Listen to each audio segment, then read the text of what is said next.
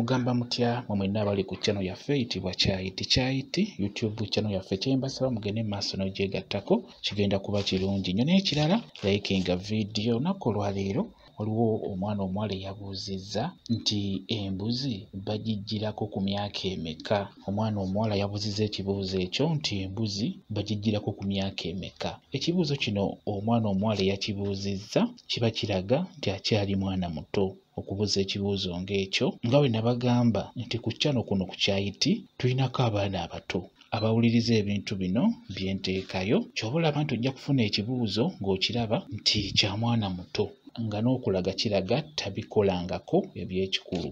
Kuba omuwala okubuuza ekibuuzo kino nti embuzi bagijjirako ku myaka emeka kiba kiraga nti akibuuzizza akyali mwana muto. Kakale kye nnina okuddamu gwe omwana omuwala yabuuza ekibuuzo kino, okusookera ddala ebibuuzo bino bye ntera okuddamu mutera biteeka ku YouTube ku komenti eyo wansi gye ntera obbijja. Mwabatera okujja ku WhatsApp yange sitera nnyo biteeka ku YouTube olw'ensonga nti mba nkuzzeemu ku WhatsApp, naye bino ebibuuzo bibeera ku YouTube kwennyini wansi ku videos ezo ku komenti ewabeera ebibuuzo bino bye ntera okuddamu ne nteeka ku YouTube.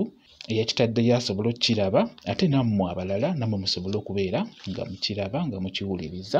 Kati gwe omwana omuwala yabuuza ekibuuzo kino kye nnina okubuulira sirina kugamba nti embuzi bagijjirako ku myaka bwegiti, nedda, wabula nnina kugamba nti okutandika eby'ekikulu, okutandika okwebakako, banditandise okwebakako ng'owezezza emyaka 19 kudda waggulu. Ebiseera ebisinga obwongo bwe buba bubikkuse kiba kizibu omusajja okulimbalimba, ekitegeeza oba osobola okusalawo n'ogamba nti omusajja ono gwe nfunye yaba ampasiza ddala, gwe ngenda okubeera naye paka mu bufumbo, gwe ngenda okubeera naye maliriza okusoma tubeere ffenna, obeera osobola okukitegeera ekintu ekyo. Kati n'olwekyo gwe omwana omuwala yabuuzizza nti embuzi bagijjirako ku myaka emeka.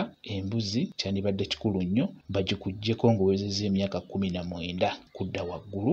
Kijja kuba kirungi nnyo olw'ensonga ojja kuba osobola okutegeera nti omusajja ono agenda okunkola ekintu ekyo by'aŋŋamba mbitegeera, era naawe obeera osalawo, obeera osobola omugamba omusajja oyo oba omuvubuka oyo n'omugamba nedda, oba oyagala kunneebakako ng'owulira onjagala, tusooke tukyale owa ssenga, tusooke tukyale nkutwale nkulage abazadde bange mbalage nti ono omusajja anjagala, ono omusajja gwe njagala okubeera naye, gwe njagala ampase. Kijja kuba kirungi nnyo. Kwegamba gwe n'omwana omuwala eyeekuumye n'oba ng'oli myaka 18 19 kudda waggulu ng'okyayina embuzi yo, kyandibadde kikulu nnyo omusajja oyo agikuggyako. Kwegamba abeere omusajja omutegeevu, abeere omusajja oyo agenda okubeera ng'akuyisanga mukyala we, agenda okutwalira ddala, agenda okuwasa.